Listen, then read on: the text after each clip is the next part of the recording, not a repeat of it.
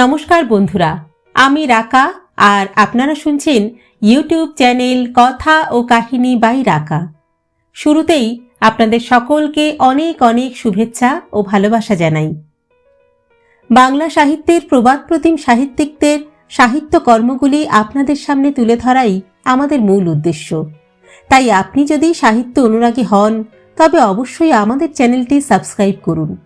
আমাদের এই চ্যানেলে আপনি শুনতে পারবেন এমন কিছু ভালো লাগা গল্প যাকে অবলম্বন করে বাঁচা যায় আজীবন। আজও আমরা আপনাদের জন্য ঠিক এমনই একটি উপহার নিয়ে এসেছি। আজ আপনাদের শোনাব শ্রদ্ধেয় সাহিত্যিক বুদ্ধদেব গুহর একটি অত্যন্ত জনপ্রিয় উপন্যাস কোয়েলের কাছে। আজ পাঠ করব উপন্যাসটির প্রথম পর্ব। আসুন তাহলে শুরু করা যাক। শুরু হচ্ছে বুদ্ধদেব গুহর কোয়েলের কাছে প্রথম পর্ব।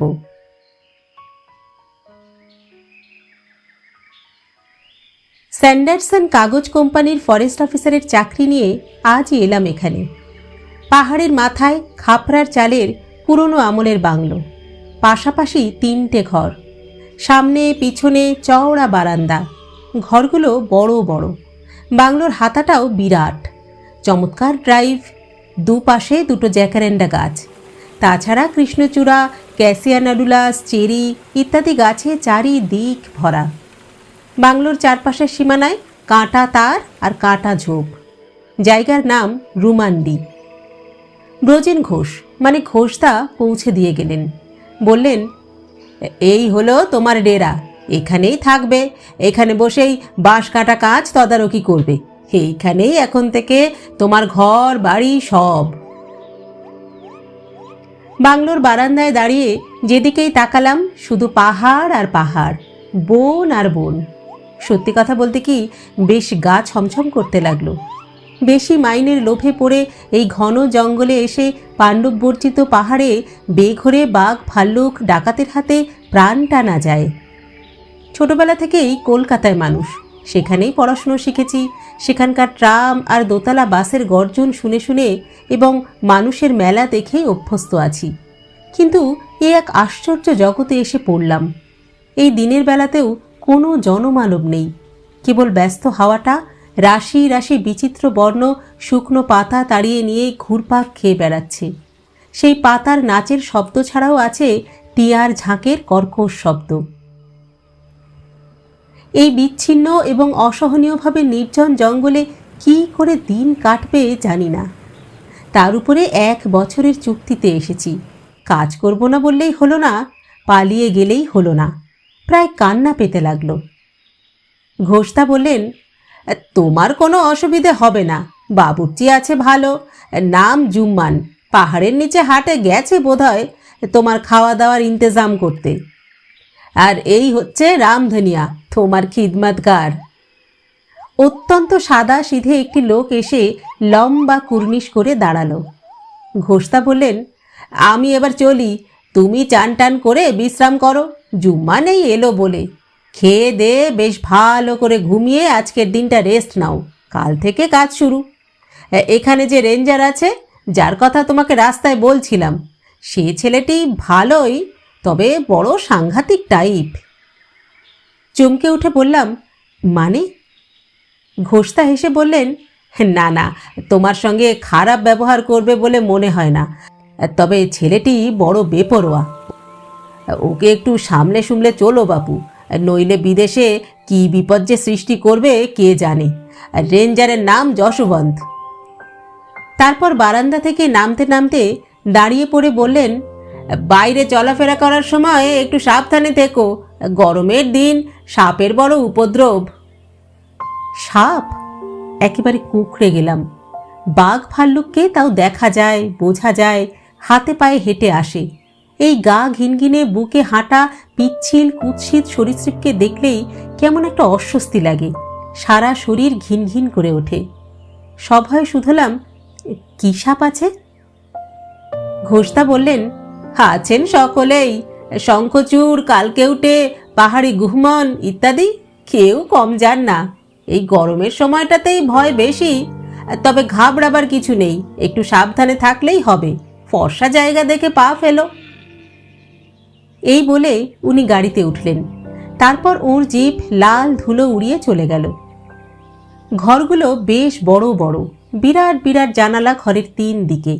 জানালায় শিখ নেই কোনো। দুপাশে 2টি ঘর, মধ্যে বসবার কাম খাবার ঘর। প্রত্যেক ঘরের পিছনেই সংলগ্ন বাথরুম। বাথরুমে বেশ উঁচু করে কাঠের পাটাতন, বড় বাথটব, একটি ওয়াশ বেসিন। সব দেওয়ালে একটি করে বড় জানালা আছে। দরজা খুলে পিছনের উঠোনে গিয়ে পড়তে হয়। পিছনের উঠোনের পর জুম্মান ও রামধনিয়ার কোয়ার্টার, বাবুর্চিখানা, কাঠ ও কয়লা রাখার ঘর ইত্যাদি। উঠোনের এক পাশে একটা বিরাট গাছ শাখা প্রশাখা বিস্তার করে অনেক দিনের সাক্ষী হয়ে দাঁড়িয়ে আছে। এক ঝাঁক হলদে রঙের শালিক তাতে কিচিরমিচির করছে। জালনার যা সাইজ, তাতে হাতির বাচ্চা পর্যন্ত অনায়াসে ঢুকে পড়ে আমার নেয়ারের খাটিয়াতে শুয়ে থাকতে পারে। একে তো এই নিবিড় জঙ্গলের মধ্যে আছি, এই জানাটাই যথেষ্ট জানা। তার উপর যদি ঘরের মধ্যে হিংস্র জানোয়ার ঢুকে পড়ার ভয় থাকে, তবে তো অস্বস্তির এক শেষ। এই সাইজের জানলা দিয়ে ঠিক কোন কোন জানোয়ার এবং কত সংখ্যায় প্রবেশ করতে পারে তা ইচ্ছে করলেই রামধনিয়াকে শুধানো যেত। কিন্তু প্রথম দিনেই কলকাতিয়া বাবুর স্বরূপ উদ্ঘাটিত যাতে না হয়, সেই চেষ্টায় আপ্রাণ সতর্ক হলাম।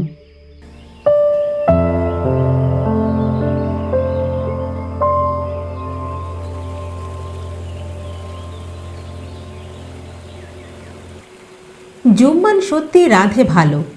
এরকম জায়গায় খাওয়াটাকেই হয়তো হোল টাইম অকুপেশন করতে হবে, অতএব একজন যোগ্য বাবুর্চির প্রয়োজন নিতান্তই।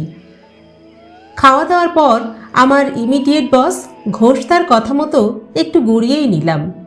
তারপর রোদের তেজ পড়লে পায়চারি করলাম বেশ কিছুক্ষণ। বাংলোর হাতা থেকে দূরে পাহাড়ের নিচে একটি শঙ্খিনী নদী চোখে পড়ে। ঘন জঙ্গলের মধ্যে এঁকে বেঁকে চলে গেছে শুকনো সাদা মসৃণ বালির রেখা। এত দূর থেকে জল আছে কি নেই বোঝা যায় না। রামধনিয়া বলে নদীর নাম সুহাগী। আরও এগিয়ে গিয়ে নাকি কোয়েল নদীতে মিশেছে। গ্রীষ্মের জঙ্গলে লাল হলদে ও সবুজ চঞ্চল প্রাণ প্রাচুর্যের মধ্যে ওই ছোট নদীর শান্ত সমাহিত নিরুদ্বেগ শ্বেত সত্তাটি ভারী ভালো লেগেছিল।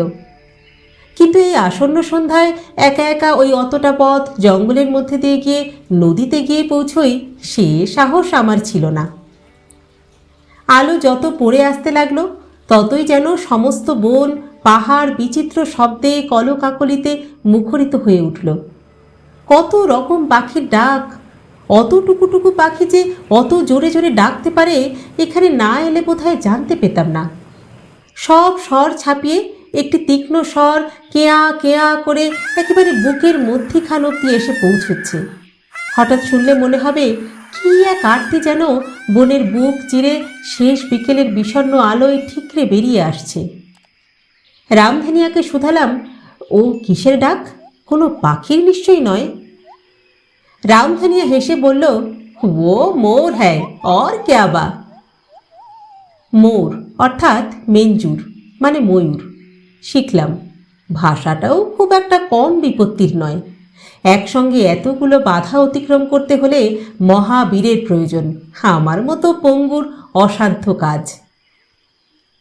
পৃথিবীতে যে এত পাখি আছে, আদিগন্ত এই বনে আসন্ন সন্ধ্যায় কান পেতে না শুনলে বোধহয় জানতে পেতাম না। অন্ধকার নেমে আসতে না আসতেই ভয় ভয় করতে লাগলো খুব। বিজলি বাতি নেই, কবে হবে তার ঠিক ঠিকানাও নেই। আগামী 5-10 বছরের মধ্যে হবে বলে মনেও হয় না। ঘরে ঘরে হ্যারিকেন জ্বলে উঠল। রামধনিয়া বাইরের বারান্দাতেও একটি রেখে গেল। বললাম, বাইরেরটা নিয়ে যাও। আকাশে চাঁদ ছিল। আজই বোধহয় পূর্ণিমা। একটি হলুদ থালার মতো চাঁদ পাহাড়ের মাথা বেয়ে পত্র বিরল শাল বনের পটভূমিতে গ্রীষ্ম সন্ধ্যায় ধীরে ধীরে আকাশ বেয়ে উঠতে লাগলো। নীল নীল নীল আকাশে। আর সেই ঘন নীলে তার হলুদ রং ঝরে গিয়ে অকলঙ্ক সাদা হলো। সমস্ত জঙ্গল পাহাড় হাসতে লাগলো। সেই হাসিতে একটি খেয়ালি হাওয়া ঝুরু ঝুরু করে শুকনো পাতা উড়িয়ে নিয়ে নাচতে লাগলো। চাঁদনি রাতে পাহাড়, জঙ্গল, সুহাগী নদী প্রত্যেকে এমন এক মোহময়ী রূপ নিল যে মনে হলো এরা সেই দিনের আলোর জঙ্গল, পাহাড় কি নদী নয়, এরা নতুন কেউ। জানি না সকলের হয় কি না, কিন্তু আমার সেই প্রথম রাতে নতুন জায়গায় একটুও ঘুম এলো না। যদিও পাহাড়ের উপর গরম তেমন কিছুই নেই, তবু জানলা বন্ধ করে ঘুমোনো গেল না। রাতে খাওয়া দাওয়ার পর যখন শুলাম, তখন নিজেকে সত্যি বড় অসহায় বলে মনে হতে লাগলো। সভ্যতা থেকে কত দূরে কোন নিবিড় জঙ্গলের মধ্যে পাহাড়ের চূড়ায় শুয়ে আছি। জানলা বেয়ে চাঁদের আলো এসে ঘরময় লুটোপুটি করছে। একটি বেগুনভলিয়ার লতা জানলার পাশ বেয়ে ছাদে লতিয়ে উঠেছে। রাতের হাওয়ায় দমকে দমকে কেঁপে কেঁপে উঠছে লতাটা, ছায়াটা কেঁপে যাচ্ছে আমার ঘরময়। বাইরের জঙ্গলে অনেক রকম শব্দ শুনতে পাচ্ছি, নিশ্চয়ই নিশাচর জানোয়ারদের। কোনটা কোন জানোয়ারের আওয়াজ জানি না। সমস্ত শব্দ মিলে সেই পূর্ণিমা রাতের রূপলি শব্দ সমষ্টি মাথার মধ্যে ঝুমঝুম করছে। ঘরে শুয়ে শুয়েই ভয়ে একেবারে জড়সড় হয়ে যাচ্ছি। অথচ বাইরের সুন্দরী প্রকৃতিতে এখন কারা চলাফেরা করে বেড়াচ্ছে তাদের সম্বন্ধে কৌতূহল যে কম হচ্ছে তা নয়। এ এক অভূতপূর্ব ভয় মিশ্রিত কৌতূহল। সারা রাত এপাশ ওপাশ করে বোধহয় শেষ রাতের দিকে ঘুমিয়ে থাকবো। দরজায় ধাক্কা পড়তে যখন ঘুম ভাঙল, তখন দেখলাম আমার ঘর শিশু সূর্যের কোমল আলোয় ভরে গেছে। এবং আশ্চর্যের বিষয় এই যে জানলা দিয়ে কোনো জানোয়ারই ঘরে প্রবেশ করেনি রাতে। রামধনিয়া দরজায় ধাক্কা দিচ্ছিল। দরজা খুলতেই বলল, রেঞ্জার সাহেব আয়া। তাড়াতাড়ি মুখ হাত ধুয়ে পায়জামার উপর পাঞ্জাবিটা চড়িয়ে বাইরে এলাম। বাইরে এসে কাউকে কোথাও দেখতে পেলাম না। দেখলাম একটা কুচকুচে কালো ঘোড়া কৃষ্ণচূড়া গাছের নিচে দাঁড়িয়ে আমার দিকে সপ্রতিভ চোখে তাকিয়ে আছে। ঘোড়াটার গা দিয়ে কালো সার্টিনের জেল্লা বেরোচ্ছে। এদিক ওদিক চাইতেই দেখি উঠোনের দিক থেকে একজন কালো দীর্ঘদেহী ছিপছিপে সুপুরুষ এদেশীয় ভদ্রলোক আসছেন। তার পিছনে পিছনে রামধনিয়া একটি ভাঙা ঝুড়িতে বিস্তর সাদায় হলুদ মেশানো টোপা টোপা ফল নিয়ে আসছে। ভদ্রলোক কাছে আসতে নিজেই হাত তুলে ভাঙা ভাঙা বাংলায় বললেন, নমস্কার। প্রতি নমস্কার জানালাম। দেখলাম রামধনিয়া ওই ঝুড়ি ভর্তি ফল ঘোড়াটার মুখের সামনে ঢেলে দিল, আর ঘোড়াটা তখনই সেগুলো পরমানন্দে চিবোতে লাগলো। আমাকে অবাক চোখে তাকিয়ে থাকতে দেখে ভদ্রলোক এবার বেশ পরিষ্কার বাংলায় শুধলেন, ওগুলো কি ফল জানেন? নেতিবাচক ঘাড় নাড়লাম। উনি বললেন, মহুয়া, উঠোনে যে বড় গাছটা আছে সেটার ফল। আমি বললাম, গাছটা দেখে সেরকম অনুমান করেছিলাম বটে, আগে তো দেখিনি কোনো দিন, ফলও চিনতাম না। ভদ্রলোক হো হো করে হাসতে লাগলেন। বললেন, স্যান্ডারসন কোম্পানির ফরেস্ট অফিসার মহুয়া চেনে না? আজীব বাত। কথাটায় বেশ অপ্রতিভ হলাম। উনি বললেন, এই মহুয়াই এখানকার লোকের ধমনী বেয়ে চলে। কেন, কাল রাতে এর বাস পাননি? সারা রাত হাওয়ায় যে মিষ্টি মাতাল করা গন্ধ পেয়েছেন তা এই মহুয়ারই। সারা জঙ্গল গরমের দিনে ম ম করে এই মহুয়ার গন্ধে। এ বড়া কিমতি জিনিস। গরুকে খাওয়ান, গরু বেগে দুধ দেবে। ঘোড়াকে খাওয়ান, ঘোড়া তেড়ে ছুটবে। মহুয়ার মদ তৈরি করে মানুষকে খাওয়ান, দেখবেন ঝেড়ে ঘুমোচ্ছে। আরও গুণ আছে, ঘোড়া থেকে নামতে গিয়ে গোড়ালি মুচকে গেল তো সুখা মহুয়া গরম করে সেক দিন, ব্যাস সঙ্গে সঙ্গে ঠিক। বললাম, দাঁড়িয়ে দাঁড়িয়ে গল্প হয় নাকি? আসুন বসুন। উনি অবাক গলায় বললেন, এ কি আপনার কলকাতা নাকি মশাই, যে মিঠি মিঠি কথা বলে চলে যাব? অনেক মাইল ঘোড়া চেপে এসেছি, সেই সূর্যোদয়ের আগে উঠেছি ঘোড়ায়। এখানে দুপুরে খাওয়া দাওয়া সেরে বিশ্রাম নিয়ে বিকেলে রওনা হয়ে রাতে গিয়ে পৌঁছবো। উচ্ছ্বসিত হয়ে বললাম, বাবা, তবে তো ভালোই, চমৎকার হলো। Very kind of you.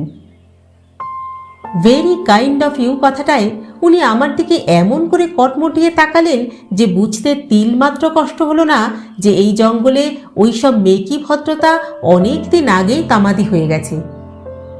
এখানে মানুষ মানুষকে আন্তরিকতায় আপ্যায়িত করে, তোতা পাখির মতো কতগুলি বাঁধা গতা উড়ে নয়। কথা ঘুরিয়ে বললাম, যাই বলুন, বাংলাটা কিন্তু আপনি চমৎকার বলেন।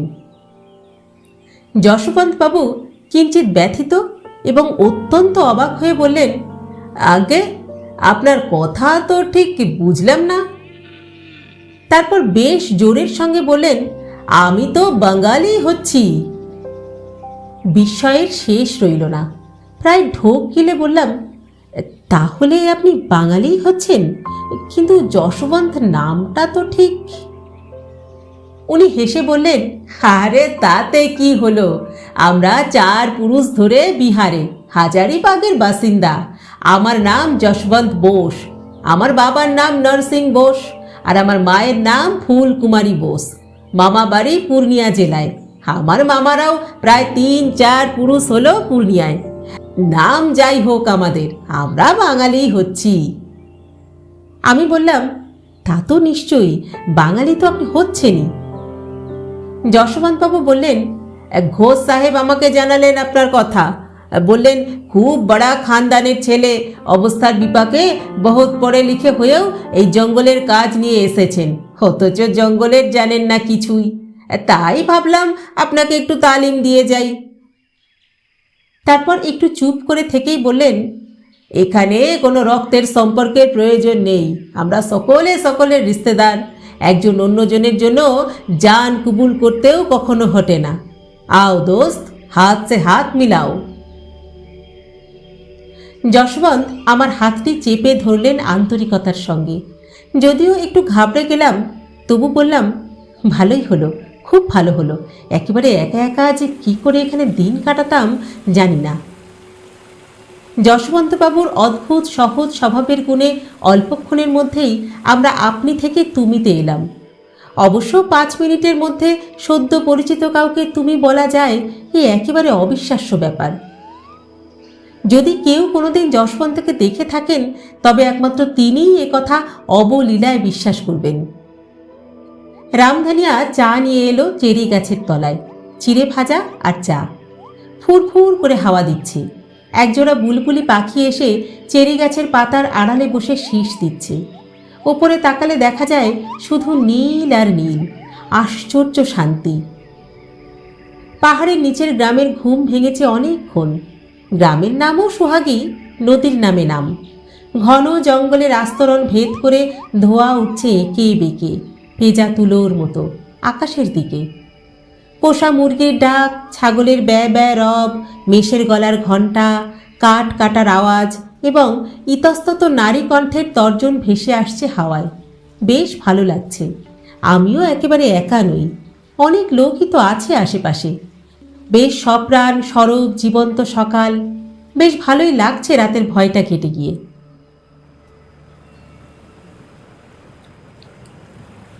যশবন্ত বলল যে আমার কাজ তেমন কিছুই নয়। কাগজ কোম্পানির সঙ্গে চুক্তিবদ্ধ ঠিকাদার আছেন। সেই ঠিকাদাররা লরি বোঝাই বাঁশ কেটে কেটে বিভিন্ন স্টেশনে পাঠাবেন। সেই সব বাঁশ ঠিক সাইজ মতো হচ্ছে কিনা, সময় মতো পাঠানো হচ্ছে কিনা, এই সব কাজ তদারকি করা। যশবন্ত এখানকারই ফরেস্ট রেঞ্জার। ওর কাজ যাতে বন বিভাগের কোনো ক্ষতি না হয়, বন বিভাগের প্রাপ্য পাওনা ঠিকমতো আদায় হচ্ছে কি হচ্ছে না ইত্যাদি দেখা। আমার কাজ কঠিনও নয়, আহামরি আরামেরও কিছু নয়। মাঝে মাঝে জিপ নিয়ে কূপে কূপে ঘুরে আসা। যতদিন নিজের জিপ না আসে ততদিন একটু কষ্ট, তাও রোজ যাবার দরকার নেই। শুধলাম, হেঁটে হেঁটে জঙ্গলে যেতে হবে, কিন্তু জঙ্গলি জানোয়ারের ভয় নেই তো? যশবন্ত বলল, জানোয়ারের ভয় মানুষের কিছুই নেই, মানে থাকা উচিত নয়। মানুষের ভয় মানুষেরই কাছ থেকে। তবে প্রথম প্রথম একটু সাবধানে থাকা ভালো, এবং থেকেও। তবে ভয়ের কিছু নেই, তাছাড়া ভয় কেটে যাবে। যারা জঙ্গল বন পাহাড়কে জানে না তারাই ভয় করে মরে। একবার চিনতে পারলে, ভালোবাসতে পারলে, তখন আর জঙ্গল পাহাড় ছেড়ে যেতে মন চাইবে না। তাছাড়া আমি তোমাকে শিকার করতে শিখিয়ে দেব। হাতে একটা বন্দুক নিয়ে বন পাহাড় চষে বেড়াবে, দেখবে দিল খুশ হয়ে যাবে। सचमुच दिल बड़ा खुश हो जाएगा। কি কথা বলবো ভেবে না পেয়ে বললাম, নিচে ওই যে সুহাগী নদী দেখা যাচ্ছে, ওতে জল আছে এখন? যশবন্ত বলল, জল আছে বই কি, চিরচির করে বইছে এখন, তবে যখন গরম আরো জোর পড়বে তখন উপরে জল আর যাবে না, তখন নদী অন্তঃসলীলা হবে, খুললে পাওয়া যাবে, কিন্তু বাইরে থেকে দেখলে বুঝতে পারবে না যে জল আছে। বললাম, কালকে রাতে চাঁদ উঠেছিল যখন, তখন নদীটাকে দারুণ সুন্দর দেখাচ্ছিল, কত নাম না জানা পাখি ডাকছিল রাতের জঙ্গল থেকে, একটু ভয় ভয় করছিল যদিও, কিন্তু বেশ ভালো লাগছিল। লাগবে, ভালো লাগবে বই কি, নইলে কি আর পড়ে আছি এখানে? সময় মতো প্রমোশন হলে আমি এতদিনে ডিভিশনাল ফরেস্ট অফিসার হয়ে যেতাম, কিন্তু আমার স্বভাব আর আমার এই পালামো প্রীতি, এই দুয়ে মিলে হয় গারু, নয় লাত, নয় চাহার চংরু, নয় বেতলা এখানেই বেঁধে রেখেছে, এ সালি জাদু জানে। তারপর বলল, যাবে নাকি নদীটা দেখতে? চলো ঘুরে আসি। বাংলো থেকে পাকদণ্ডী রাস্তা বেয়ে নামতে নামতে ভাবছিলাম, যশবন্ত ছেলেটার মধ্যে বেশ একটা ক্রুডনেস আছে, যা তার চলনে বলনে ভাবভঙ্গিতে সব সময় ফুটে ওঠে, যা এই জঙ্গল পাহাড়ের নগ্ন পরিপ্রেক্ষিতে একটি আঙ্গিক বিশেষ বলে মনে হয়। যশবন্ত শুধালো, এটা কি গাছ জানো? বললাম, জানি না। অর্জুন গাছ। এই জঙ্গলে অর্জুন এবং শিশু আছে প্রচুর, তাছাড়া আছে শাল, সবচেয়ে বেশি। শালকে এখানকার লোকরা বলে সাকুয়া। তাছাড়া আরও অনেক গাছ আছে, কেত, পিয়ার, আসন, পান্নান, পুইসার, গমহার, সাগুয়ান ইত্যাদি, এবং নানা রকমের বাঁশ। সকলের নাম কি আর আমি জানি? ঝোপের মধ্যে পুটুস, কুল, কেলাউন্দা এবং অন্যান্য নানা কাঁটা গাছ। আর ফুলের মধ্যে আছে ফুল দাওয়াই, জিরহুল, মন রঙ্গলি, পিলা বিবি, করঞ্জ, সফেদিয়া, আরও কত কি, কত ফুল যে ফোটে তোমাকে কি বলবো। আর কি যে মিষ্টি মিষ্টি রং, তাদের কি যে গন্ধ। হে জঙ্গলে হার ওয়াক্ত যে হাওয়া বয় তা হামেশা খুশবুতে ভারী হয়ে থাকে, অথচ সে খুশবু একটা বিশেষ কোনো ফুলের খুশবু নয়, অনেক ফুল, অনেক পাতা, অনেক লতার ইত্যাদি। কিছুদিন থাকো, তখন আপনি হাওয়া নাকে এলে বুঝতে পারবে যে কোন ফুলের বা কোন ফলের খুশবুতে ভারী হয়ে আছে হাওয়া। আমরা বেশ খাড়া নামছি, একে বেঁকে পাথরের পর পাথরের উপর দিয়ে ঘন জঙ্গলের ছায়া নিবিড় সুবাসিত পথে আমরা নেমেই চলেছি। পথের দুধারে ছোট ছোট লঙ্কার মতো কি কতগুলো গাঢ় লাল ফুল ফুটেছে, এমন লাল যে মাথার মধ্যে আঘাত করে, ঝনঝন করে স্নায়ুগুলো সব বেজে ওঠে। যশবন্তকে শুধাতে বলল, এইগুলোই তো ফুল দাওয়াই, আর ওই যে ফিকে বেগুনি রঙের ফুলগুলো দেখছো ওই ডান দিকে, ওইগুলোর নাম জিরহুল। এই গরমেই ওদের ফোটা শুরু হলো, গরম যত বাড়বে তত ওরা বেশি ফুটবে, ওদের রঙে তত চেকনাই লাগবে। ভালো করে দেখলাম বেগুনি ফুলগুলোকে, ছোট ছোট ঝোপ, ফুলগুলো হাওয়ায় দুলছে, যেন গান গাইছে, যেন খুশি, ভীষণ খুশি। রংটা ঠিক বেগুনি বললে সম্পূর্ণ বলা হয় না, কিশোরীর মিষ্টি স্বপ্নের মতো রং, যে স্বপ্ন আচমকা ভেঙে যায়নি।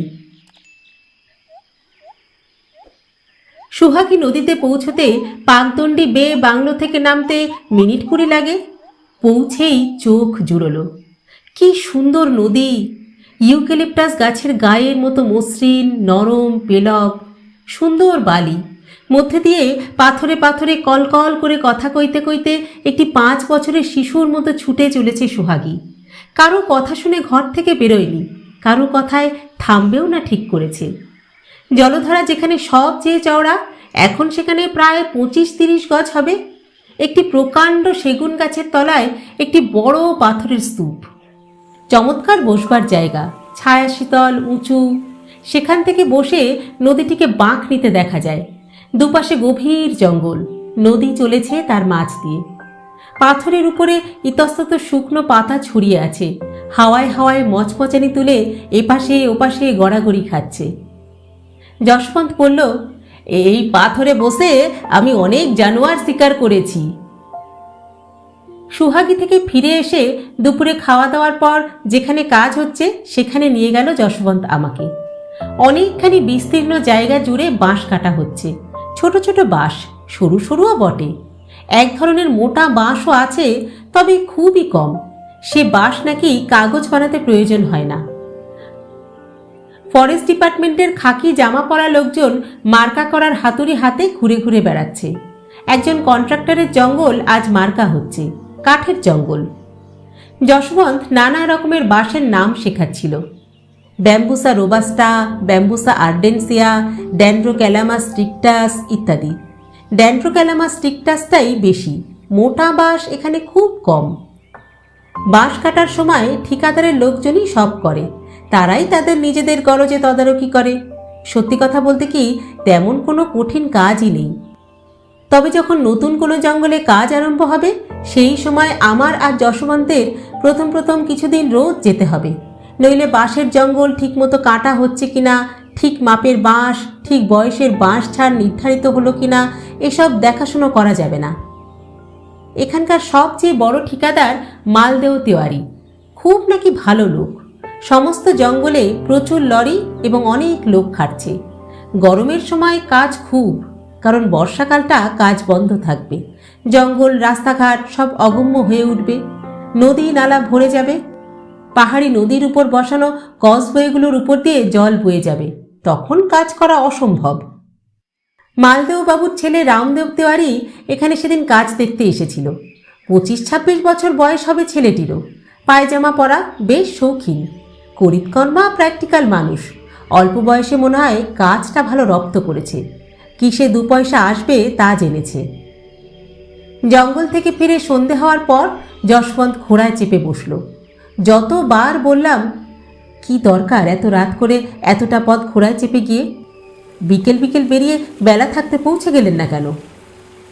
ততবারই ও বলল, মাথা খারাপ? হ্যাঁ, এই গরমে কে যাবে? আর রাতেই তো মজা। চাঁদনি রাতে পাহাড় জঙ্গলে বেরিয়ে বেড়ানোর মতো মজা আর আছে? আমি বললাম, কিসের মজা? বলছেন তো হাতি আছে, বাইসন আছে, বাঘ আছে, জংলি মোষ আছে, যে কোনো মুহূর্তে তারা সামনে এসে পড়তে পারে। আর আপনি বলছেন মজা? এতে মজাটা কিসের?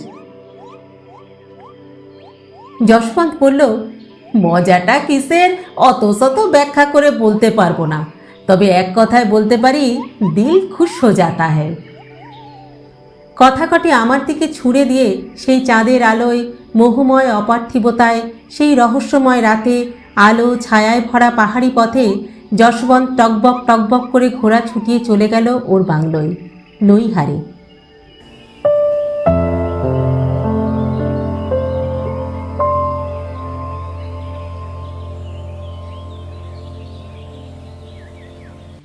সকাল 10টা বাজতে না বাজতেই জানলা দরজা বন্ধ। বাইরে লু পড়ছে, ঝড়ের মতো আওয়াজ। হলুদ বনে বনে একটা অভিমানের মতো রুক্ষ প্রচণ্ড হাওয়া ঘুরে বেড়াচ্ছে। সমস্ত প্রকৃতি থেকে একটা ঝাঁঝ বেরোচ্ছে, তীব্র তীক্ষ্ণ ঝাঁঝ। সুন্দরী যুবতীর সৌন্দর্যের গর্বের মতন, অসহ্য।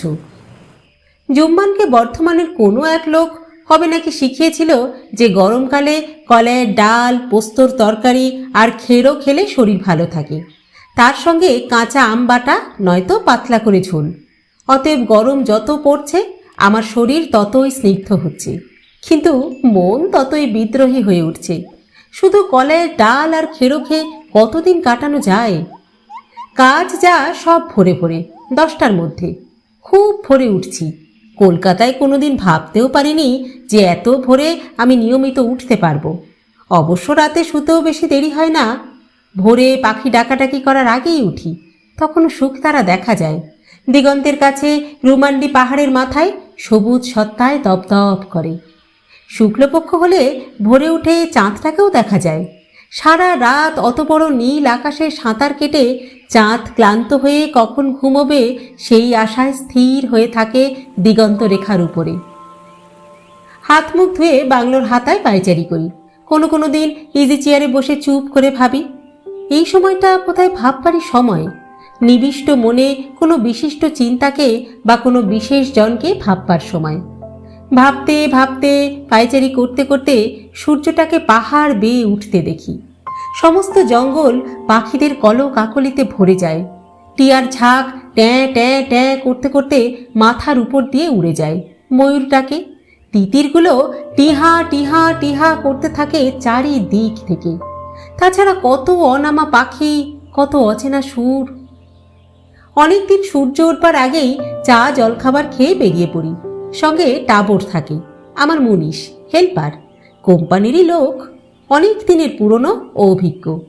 ওর বাস নিচের গ্রাম সুহাগীতে। টাবরের চেহারা কিছু লম্বা চওড়া নয়, বেটে খাটোই, কিন্তু দেখলেই মনে হয় শক্তিতে ভরপুর। মাথার চুলগুলো পেকে সাদা হয়ে গেছে, কিন্তু মুখের কি শরীরের অন্য কোনো পেশিতে একটুও টান ধরেনি। মালকোচা বাঁধা কাপড়, কাঁধের উপর শুয়ে রাখা চকচকে ধারালো টাঙি। পাকদণ্ডী পথ বেয়ে সুগন্ধি বনে বনে 3 মাইল 4 মাইল হেঁটে যেতে কিছুই মনে হয় না, বুঝতেই পারি না। যেখানে কূপ কাটা হচ্ছে সেখানে পৌঁছই। ওরাও, খারওয়ার, চেরো সমস্ত কুলি টাঙি হাতে সেখানে কাজ আরম্ভ করে দিয়েছে ততক্ষণে। তাদের টাঙি চালানোর ঠকাঠক শব্দ, কাজ করতে করতে চেঁচিয়ে চেঁচিয়ে কথা বলায় সারা জঙ্গল গম গম করত। তেওয়ারিবাবুদের কর্মচারী রমেনবাবু কাজ দেখাশোনা করতেন। আমরা দুজনে ঘুরে ঘুরে কাজ দেখতাম। টাবর ঘুরে ঘুরে সর্দারি করত। গরম এখন খুব বেশি, তাই কাজ যা হবার তা সকালে এবং শেষ বিকেলে হতো। ইতিমধ্যে কয়েকবার ঘোষদা আর তার স্ত্রী সুমিতা বৌদি এসেছিলেন আমি কেমন আছি সেই খোঁজ খবর নিতে। ঘোষদার সঙ্গে সুমিতা বৌদিকে মোটেই মানায় না। বেমানানের কোনো সঙ্গত কারণ আছে বলে জানা নেই, কিন্তু কেন যেন মনে হয় মানায় না। দুজনের সম্পর্কের মাঝে কেমন যেন একটা অদৃশ্য বিপরীতমুখী ভাব বর্তমান। সেটা প্রমাণ করা মুশকিল, কিন্তু বোঝা এত অসুবিধে নয়। ঘোষদা খুব কৃপণ গোছের, হিসেবি পান খাওয়া মানুষ। একটি ভালো চাকরি আর সুন্দরী স্ত্রী পেয়ে জীবনে আরও যে কিছু চাইবার আছে বা ছিল সে কথা বেমালুম ভুলে গেছেন, এবং কখনো অন্য কেউ মনে করিয়ে দিলে কিংবা অন্য কোনো প্রসঙ্গে সেই বিষয় উঠলে তিনি ব্যথা পান না, বিব্রত হন না, ক্রুদ্ধও হন না। একটু ভীতু ভীতু আমোদে অতি সাধারণ একজন কৃতী এবং গৃহী মানুষ। সুমিতা বৌদি একেবারে উল্টো, রীতিমতো অসাধারণ। ভালো গান গাইতে পারেন, ক্লাসিক্যাল, ছবিও আঁকেন অদ্ভুত সুন্দর। ওর চেহারায় এমন একটি বুদ্ধিমত্তার প্রসাধন, এমন একটি নারী সুলভ সৌকুমার্য ও অবলা ভাব যে তা গুছিয়ে বলা যায় না। মানে ওর কথায়, চোখের তারায়, ওর ব্যবহারে, এক কথায় বলতে গেলে বলতে হয় যে ওর চেয়ে বেশি নারীত্ব এর আগে আর কোনো নারীতে আমি দেখিনি। আমি নিজেকে শুধিয়েছি, বারবার শুধিয়েছি। জঙ্গলে পাহাড়ে আছি এবং সে কারণে ভদ্রমহিলাদের মুখ না দেখার দরুন বাঁশ বনে শিয়াল রানীর মতো সুমিতা বৌদিকেও বোধহয় সুন্দরী শ্রেষ্ঠা বলে ভ্রম করছি। কিন্তু এ সুন্দরী অসুন্দরীর কথা নয়। সুমিতা বৌদির মতো কমনীয়ভাবে হাসতে, কথা বলতে, এমনকি ঝগড়া করতেও আমি কোনো দিন কোনো মেয়েকে দেখিনি। ভারী ভালো লাগতো। এই নিয়ে সুমিতা বৌদি আর ঘোষদা প্রায় 3 বার এলেন রুমান্ডিতে আমার খোঁজ খবর নিতে। ছুটির দিনে সকালে জিপ নিয়ে চলে আসতেন, সারা দিন কাটিয়ে যেতেন। যেদিন ওরা আসতেন ভারী ভালো কাটতো দিনটা আমার। আমি যে এই রুমান্ডিতে পড়ে আছি তা মনেই হতো না। ভালো ভালো বাঙালি ফর্দের রান্না হতো, আনন্দ করে খাওয়া হতো, তারপর প্রচুর আড্ডা। মাঝে মাঝে যশবন্ত আসতো, কিন্তু বুঝতাম যে ঘোষদা যশবন্তকে বিশেষ পছন্দ করেন না। ঘোষদা বৌদি যেদিন এখানে আসেন সেদিন যে যশবন্ত এখানে আসে উনি তা বিশেষ চান না। যশবন্তের নামে দিনে দিনে অনেক কিছু শুনছি অনেকের কাছে। যা সব শুনি তার সব ভালো কথা নয়, এবং কিছু কিছু তো এত বেশি খারাপ যে বিশ্বাসযোগ্য বলেই মনে হয় না। এখানকার লোকেরা বলে যশবন্ত পাড় মাতাল, খুনিও বটে। কত যে পুরুষ আর নারী ওর শিকার হয়েছে তার লেখাজোখা নেই। অবশ্য এসব কথা যাচাই করে দেখার মতো সুযোগ আমার আসেনি, হয়তো বা ইচ্ছেও নেই। কারণ যাদের কাছে এসব কথা শুনেছি তারা কিন্তু বলেনি যে যশবন্ত লোকটা খারাপ।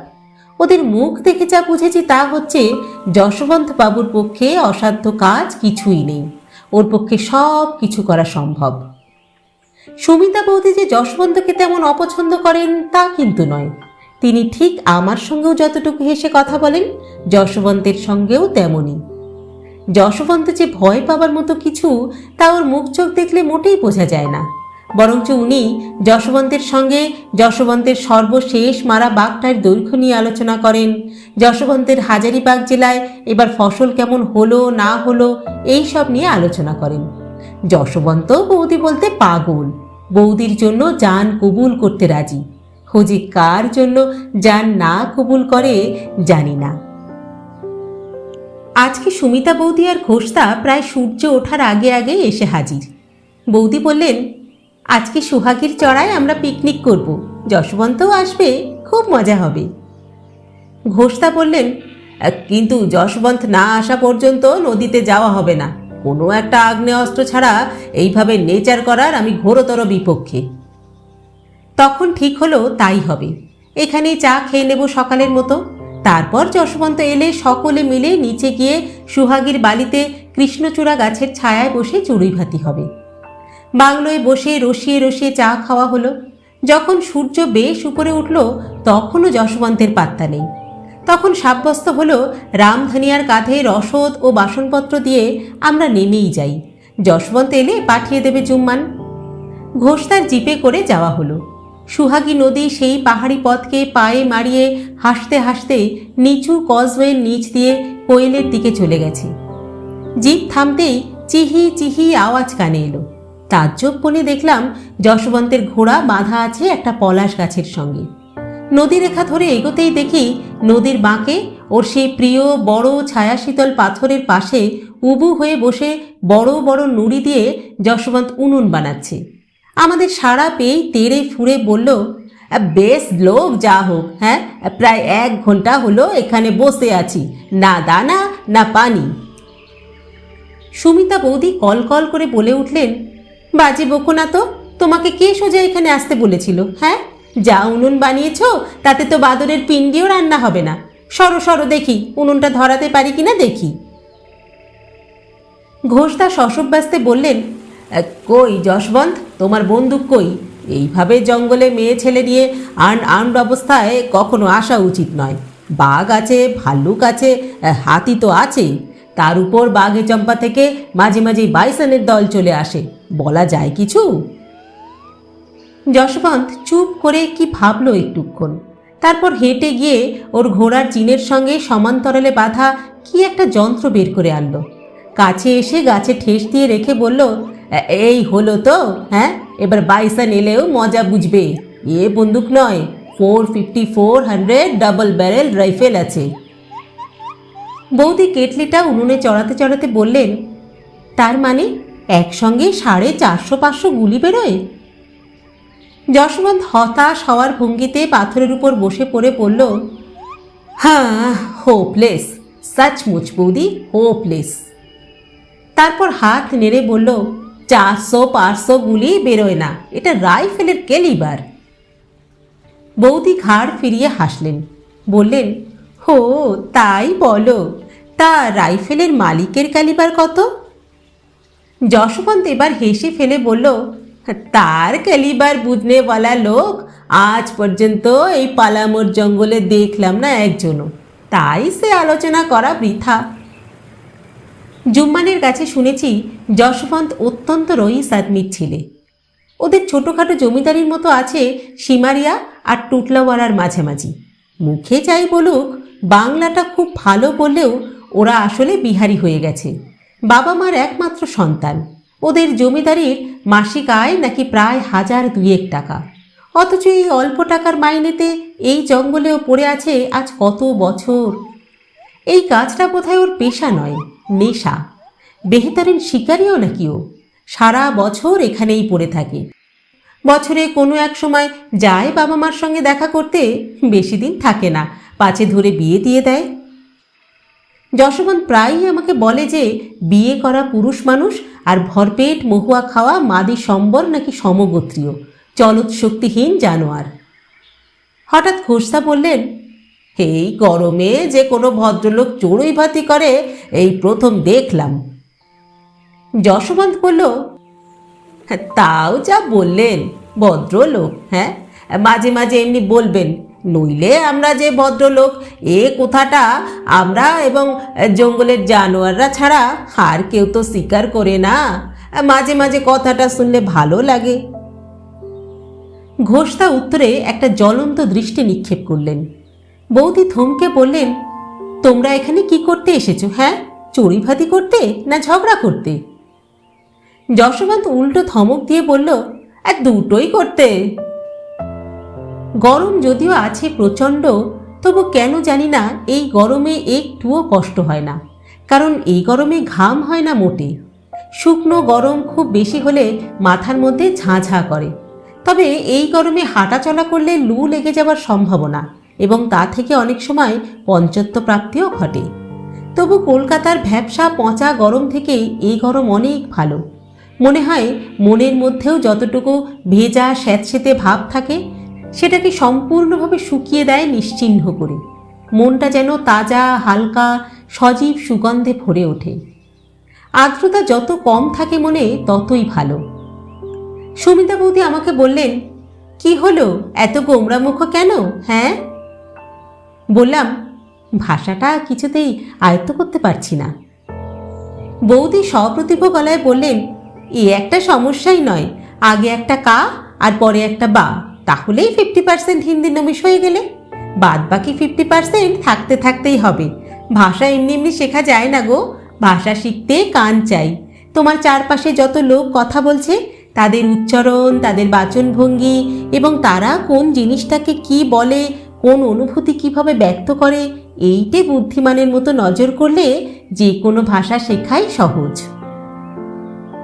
যশবন্ত বলে উঠল, জব্বর বলেছেন, যা হোক। হ্যাঁ, এই কারণে আমি মুরগি, তিতির আর সম্বরের ভাষা আয়ত্ত করেছি। বৌদি সঙ্গে সঙ্গে বললেন, আর ঘোর ফরাসি ভাষা, সেটা আয়ত্ত করনি? দাঁতে একটা ঘাস কাটতে কাটতে দুষ্টু যশবন্ত বলল, হে জঙ্গলে ঘোর ফরাস বেশি নাই, তাই ওদের সঙ্গে কথোপকথন হয়নি। বৌদি পুরনো কথার সুতো ধরে বললেন, তবে যা বলছিলাম, পালামোর হিন্দি শিখতে হলে কা আর বা প্রথমে এই দিয়েই আরম্ভ করতে হবে, বুঝলে? যশবন্ত আমার দিকে ফিরে বলল, তাহলে আরম্ভ করো। বলো দেখি ভায়া, কি সুন্দর সূর্যোদয়, হিন্দিতে কি হবে বলো? একটা ব্রেন ওয়েভ এসে গেল। বললাম, কা বড়িয়া সানরাইজ বা। বৌদি, ঘোষদা আর যশবন্ত একসঙ্গে চেঁচিয়ে বলে উঠলেন, সাবাস সাবাস, তোমার হবে।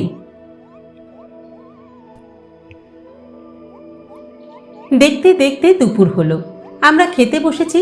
এমন সময় নদীর পাশ থেকে কি একটা জানোয়ার আমাদের ভীষণ ভয় পাইয়ে দিয়ে ডেকে উঠল। ডাকটা অনেকটা অ্যালসেসিয়ান কুকুরের ডাকের মতো। ঘোষদা চমকে বললেন, কি ও? হ্যাঁ, মিথ্যে কথা বলবো না, আমিও ভয় পেয়েছিলাম। যশবন্ত হাসতে লাগলো, বলল, কোটরা হরিণ ঘোষদা।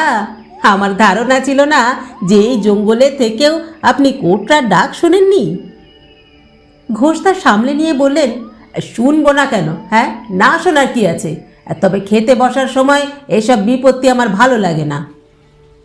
আমি শুধলাম, কোটরা কি? যশবন্ত বলল, কোটরা এক রকমের হরিণ, ছাগলের মতো দেখতে, ছাগলের চেয়ে বড়ও হয়। ইংরেজিতে বলে বার্কিং ডিয়ার। অতটুকু জানোয়ার যে অত জোরে আর অত কর্কশ স্বরে ডাকতে পারে তা না দেখলে বিশ্বাস করা কঠিন। জঙ্গলের মধ্যে কোনো রকম অস্বাভাবিকতা, বাঘের চলাফেরার বা শিকারির পদার্পণের খবর ইত্যাদি সঙ্গে সঙ্গে সমস্ত জঙ্গলে এরা জানান দিয়ে দেয়। আমি শুধলাম, এই জঙ্গলে কি কি জানোয়ার আছে? যশবন্ত বলল, অনেক রকম জানোয়ার আছে, সেসব কি মুখে বলে শেখানো যায়? সব ঘুরে ঘুরে দেখতে হবে। দাঁড়াও না, তোমাকে আমার চেলা বানাবো। ঘোষদা ধমক দিয়ে বললেন, থাক, তুমি নিজে ডাকাত, দয়া করে ওকে আর চেলা বানিও না। নিজে তো গোল্লায় গেছই, এই ছেলেটিকেও আর দলে টেনো না। এই কথা শুনে যশবন্ত হাসি হাসি মুখে ঘোষদার দিকে তাকালো, কথা বলল না। দেখতে দেখতে বিকেল গড়িয়ে এলো। রোদের তেজ কমে গেল। হাওয়াতে মহুয়ার গন্ধ ভেসে আসছে। সুহাগী নদীর শ্বেত বালুরেখায় দুপাশের গাছের ছায়ারা দীর্ঘতর হয়ে এলো। বেশ কাটলো দিনটা। এরকম সুন্দর শান্ত দিন সবসময় আসে না। এসব দিন মনে করে রাখবার মতো, অথচ বিরাট কোনো ঘটনা ঘটেনি, কোনো চিৎকৃত সভার আয়োজন করা হয়নি, তবু মনে রাখবার মতো। ঘোষদা ও সুমিতা বৌদি আর বাংলো অবধি এলেন না, সোজা জিপে ডালটনগঞ্জের দিকে বেরিয়ে গেলেন। যশবন্ত ওর ঘোড়ায় চেপে আস্তে আস্তে আমার সঙ্গে বাংলোয় ফিরল। সময় কেটে গেল কিছুটা। যশবন্ত গিয়েছে চান করতে, আমি একা। চান করে টাটকা হয়ে যশবন্ত এসে বসলো ইজি চেয়ারে। তারপর হাঁক ছাড়ল, এ রামধনিয়া, ঠান্ডাই লাও। অমনি রামধনিয়া যথারীতি সিদ্ধি, পেস্তা, বাদাম ও ভৈষা দুধ দিয়ে বানানো ঠান্ডাই শ্বেত পাথরের গেলাসে করে এনে দিল। যশবন্ত খুব রসিয়ে খেল। যশবন্ত বলল, लाल साहेब, आज घोषदा ने मुझे बिल्कुल खराब बना दिया, मगर जानते हो मिर्जा गालिब ने क्या कहा था? কেন জানি না আমার মনে হলো আজ যশবন্ত মেজাজে আছে। আজকে হয়তো ও নিজের সম্বন্ধে অনেক কথা বলে ফেলবে, যা ও অন্য দিন হয়তো কোনো ক্রমে বলতো না। আমি ওকে খুঁচিয়ে দিয়ে বললাম, এমনি এমনি কেউ কাউকে খারাপ বলে না নিশ্চয়ই। যশবন্ত এবার আমার মুখের দিকে তাকালো, বলল, দোষ গুণ জানি না, আমি যা আমি তা, লুকোচুরি আমি পছন্দ করি না। আমি যা সেই আমাকে যদি কেউ ভালোবাসে, কাছে ডাকে, তাকেই আমি দোস্ত বলি, অন্যকে বলি না। অন্যের মতামতের জন্য আমি পরোয়াও করি না। আমি মদ খাই, কিন্তু আমি মাতাল নই। যখন ইচ্ছে হয় খাই। কেউ আমাকে কখনো রাস্তায় মদ খেয়ে মাতলামি করতে দেখেনি। মদ খাওয়া ছাড়াও আমি এমন অনেক কিছু করি যা শুনলে তোমাদের মতো ভালো ছেলেরা আটকে উঠবে। আমি বললাম, কিন্তু যশবন্ত, তোমার মতো ছেলে মদ খাবে কেন? যশবন্ত আমাকে চোখ রাঙিয়ে বলল, আমার মতো ছেলে বলছো কেন? হ্যাঁ, আমি কি তোমাদের মতো মাখন বাবু নাকি? মদ খাই, খেতে ভালো লাগে বলে, দিল খুশ হো যাতা হ্যায়, তাই খাই। কিন্তু তোমার কি এমন দুঃখ যার জন্য তোমাকে এইভাবে নষ্ট হয়ে যেতে হবে? যশবন্ত খুব একচোট হাসল, কেঁপে কেঁপে। তারপর বলল, যে সব লোক দুঃখ ভোলার দোহাই দিয়ে মদ খায়, সেগুলো মানুষই নয়। আমি মদ খাই কোনো দুঃখ ভোলার জন্যে নয়, কারণ আমার কোনো দুঃখ নেই, বুঝলে? মদ খাই খেতে ভালো লাগে বলে, খেয়ে নেশা হয় বলে। কোনো সালার বাবার পয়সায় খাই না, নিজের পয়সায় খাই। খেতে ভালো লাগে বলে খাই, বেশ করি। তারপর বুঝলে লাল সাহেব, যেদিন ইচ্ছা হয় লালতির ঘরে যাই। আগে রুকমনিয়ার কাছেও যেতাম, কিন্তু সে তো মরে যাবে শিগগির, সেও এক ইতিহাস। লালতির কাছে যাই, কিন্তু বিনা পয়সায় যাই না, বিস্তর পয়সা খরচা করতে হয়। আমি বললাম, থাক, তোমার এই বীরত্বের কাহিনী আমায় আর নাই বা শোনালে। অসুবিধে এই যে তুমি যা বাহাদুরি বলে বিশ্বাস করছো, তা থেকে তোমাকে নড়ানো আমার ক্ষমতার বাইরে। মনে হয় চেষ্টা করো বৃথা। যশবন্ত আমাকে থামিয়ে দিয়ে বলল, চেষ্টা করো না লাল সাহেব, আমাদের বন্ধুত্ব বজায় রাখতে হলে আমি যা, আমাকে তাই থাকতে দিও। যদি কোনো দিন নিজেকে বদলাই তো এমনিই বদলাবো, নিজেকে বদলানো প্রয়োজন বলে বদলাবো। নিজে যত দিন মন থেকে সেই পরিবর্তন কামনা না করব, তত দিন পৃথিবীতে এমন কোনো শক্তি নেই যা আমাকে বদলায়। তুমি বৃথা চেষ্টা করো না। আমি বললাম, রুকমনিয়া না কার কথা বললে না? ঘোষদার কাছে শুনেছি তার জীবন নাকি ইতিহাস। বলো না যশবন্ত, কি সেই ইতিহাস? আর কে সে রুকমনিয়া? হ্যাঁ। সেই অন্ধকারে ওর তীক্ষ্ণ চোখ দিয়ে যশবন্ত আমাকে নিঃশব্দে চিরে চিরে দেখল কিছুক্ষণ। তারপর হায়নার মতো বুক কাঁপিয়ে হেসে উঠল, বলল, একেবারে হুবহু। হ্যাঁ। আমি বিরক্ত হয়ে বললাম, হুবহু? হুবহু শহুরে লোক, কৌতূহলী, বিশেষ করে কোনো নিন্দার বিষয় হলে পরনিন্দা আর পরচর্চা এই তো করে, কি বলো তোমার শহুরে লোকেরা? তারপর নিজেই বলল, রুকমনিয়ার গল্প তুমি শুনতে চাও, শোনাবো, তবে সে আজ নয়, সময় লাগবে, অন্য দিন হবে, অনেক বড় গল্প। লাল সাহেব, শুধু রুকমনিয়া কেন, এই যশবন্তের কাছে ঝুড়ি ঝুড়ি গল্প আছে, এক একটা দিনই তো এক একটা গল্প। আরও কিছুক্ষণ পর যশবন্ত উঠল, বলল, আব চলো ইয়ার। আমি বললাম, এই অমাবস্যার অন্ধকারে জঙ্গলের পথে যাবে? তাছাড়া রাস্তা মোটে দেখা যাচ্ছে না, যাবে কি করে? আজ থেকে যাও না। যশবন্ত বলল, আরে ঠিক চলে যাব, বড় মজা লাগে এই অন্ধকারে যেতে, কারণ ডাইনে বায়ে কিচ্ছু নেই। ঘন অন্ধকারে লাল মাটির আঁকা বাঁকা উঁচু নিচু রাস্তাটাকে মনে হয় একটি শুয়ে থাকা মেটে অজগর সাপ, অথচ সেইটুকু দেখা ছাড়া আর কিছু দেখা যায় না। অন্ধকারে চাইলেই চাপ চাপ গাঢ় অন্ধকার চোখে মুখে এসে থাবড়া মারে। ঘোড়ার উপর সমস্ত দায়িত্ব ছেড়ে দিয়ে আস্তে আস্তে মহুয়ার গন্ধে মাতাল করা বনে খোয়াব দেখতে দেখতে চলে যাই। দেখি কখন নৈহার পৌঁছে গেছি। তোমাকেও ঘোড়ায় চড়া শেখাবো, দাঁড়াও না। আমি বললাম, হ্যাঁ, তুমি তো আমাকে সব কিছুই শেখাচ্ছ। যশবন্ত ঘোড়ায় উঠতে উঠতে বলল, দেখো না, ঠিক শেখাবো। তারপর হাত দিয়ে ঘোড়ার গলার কাছে একটু চাপ দিয়ে যশবন্ত বলল, চলো ভয়ঙ্কর। অবাক হয়ে বললাম, ভয়ঙ্কর কি? ঘোড়ার নাম ভয়ঙ্কর? ও বলল, এই রকম ভয়াবহ জায়গায় নিজে ভয়ঙ্কর না হলে বাঁচবে কি করে? সালা হাতিকে বড় ভয় পায়। খট খট খটা খটা করে যশবন্তের ভয়ঙ্কর ভয়াবহ অন্ধকারে হারিয়ে গেল।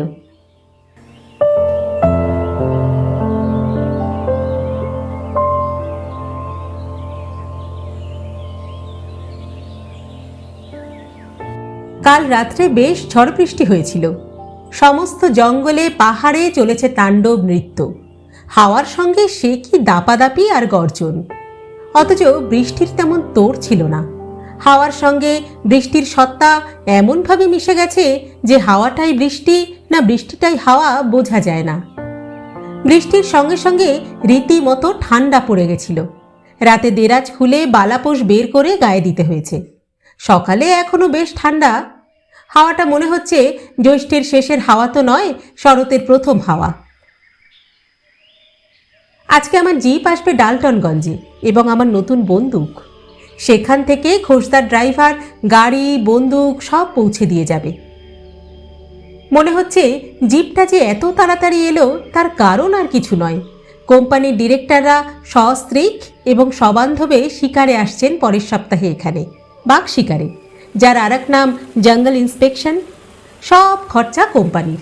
যে খরচ কোম্পানির খাতায় লেখার নিতান্ত অসুবিধা, সে খরচ চাপবে তেওয়ারিবাবুর ঘাড়ে, কিংবা অন্য জায়গায় যে হ্যান্ডেলিং কন্ট্রাক্টর আছেন তাদের ঘাড়ে। সভয়ে দিন গুনছি মালিক ও তার স্ত্রীর আগমনের প্রতীক্ষায়। পথে বেরিয়ে দেখি সারা পথে পুষ্প বৃষ্টি হয়ে রয়েছে। শুধু ফুল তো নয়, কত যে পাতা! রঙিন পাতা, হলদে পাতা, ফিকে হলদে পাতা, গোলাপি পাতা, লাল পাতা, সবুজ পাতা, কচি কলা পাতা, রঙা পাতা।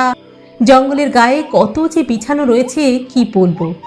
তার সঙ্গে ফুল সমস্ত জঙ্গলে। মনে হচ্ছে যেন এক বিচিত্র বর্ণ মখমল কোমল নয়নাভিরাম গালিচা বিছানো রয়েছে। পা ফেলতে মন কেমন করে।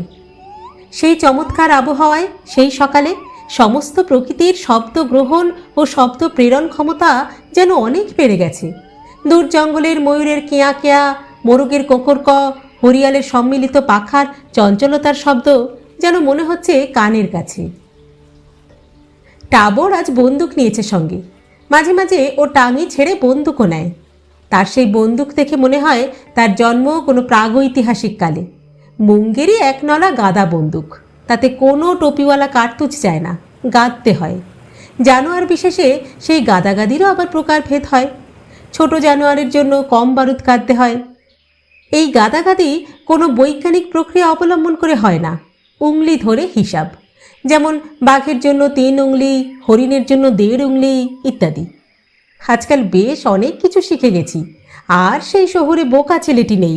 দেহাতে হিন্দিটাও মোটামুটি রক্ত। সুমিতা বৌদির কা এবং বা কিন্তু একেবারে উপেক্ষা করার মতো নয়, রীতিমতো কাজে লেগেছে। টাবর একদিন মুরগি মারতে নিয়ে গেছিল।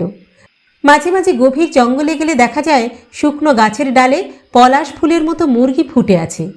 হ্যাঁ, টাবরের মতো আমি মহুয়া খাই না, মহুয়া না খেয়েই বলছি।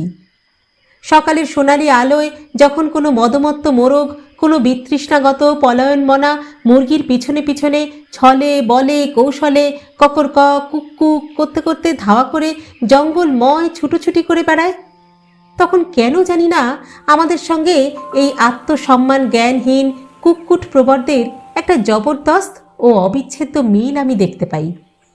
সোনালি পাখনায় মোড়া দীর্ঘ গ্রীবা সুতনুকা কলহাস্য এবং লাস্যময়ী কুক্কুটিদের সঙ্গেও ব্যাককম করা সুগন্ধি স্মিতমুখী আধুনিকাদের কোনো তফাৎ আমি দেখতে পাই না। পৃথিবীর সৃষ্টির পর থেকে আমরা যে মোরগ মুরগিদের থেকে কিছু মাত্র উন্নতি করেছি তা তখন মনেই হয় না। দেখলাম টাবর ডেকে ডেকে মুরগি মারে। কাজটা গর্হিত এবং সুখপ্রদ যে নয় সে বিষয়ে সন্দেহের অবকাশ নেই, কিন্তু রকমটা আশ্চর্য। আমরা বাংলো থেকে প্রায় 1/2 মাইল গেছি। এমন সময় বেশ কাছেই সুড়িপথের ডান দিকে একটা মোরগ ডেকে উঠল। টাবরের মুখখানা হাসিতে ভরে গেল। রামধানিয়াকে ওইখানেই বসে থাকতে বলে আমাকে বলল, আইয়ে হুজুর। রামধানিয়া ওইখানেই একটা পাথরের উপর বসে আমাকে আড়াল করে বিড়ি ধরালো। আমি আর টাবর পথ থেকে নেমে জঙ্গলে ঢুকলাম। যেখান থেকে মোরগটা ডেকেছিল তার কাছাকাছি গিয়ে একটা ঝোপের মধ্যে টাবর আমাকে নিয়ে বসে পড়ল। তারপর গলা দিয়ে জিভ দিয়ে তালু দিয়ে অবিকল মুরগির মতো ডাক ডাকতে লাগলো।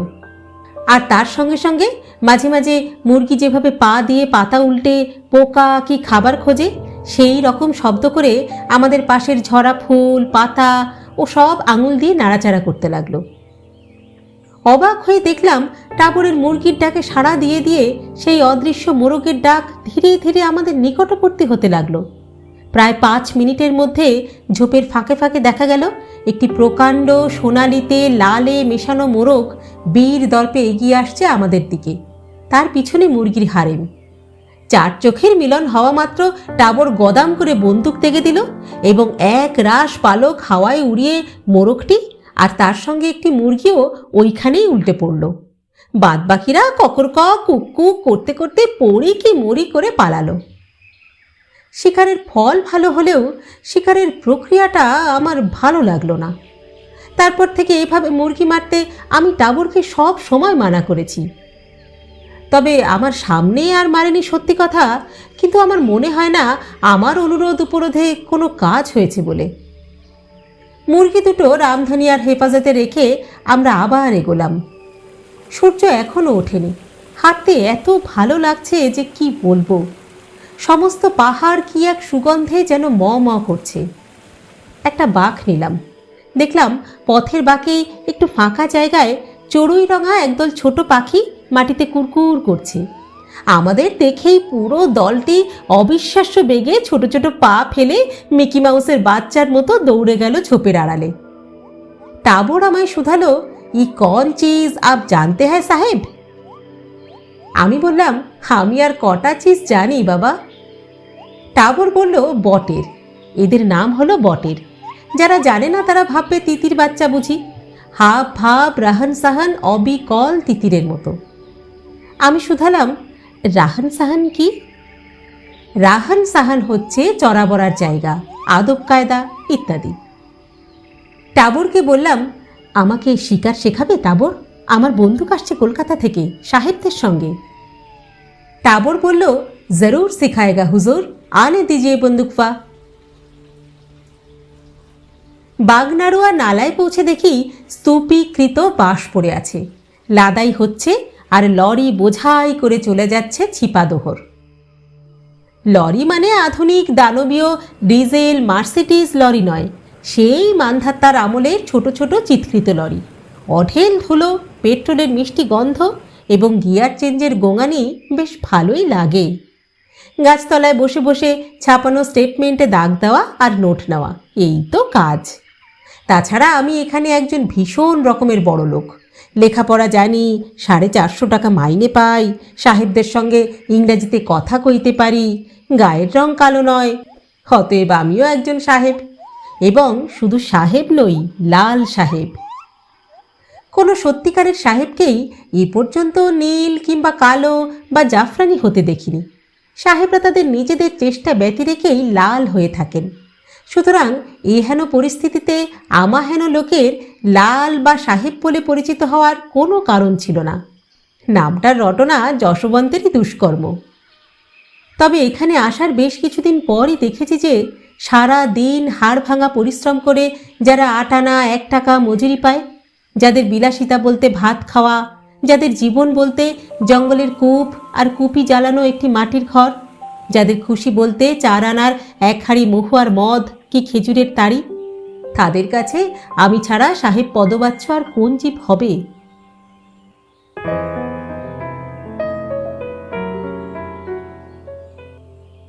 শেষ হলো কোয়েলের কাছে প্রথম পর্ব।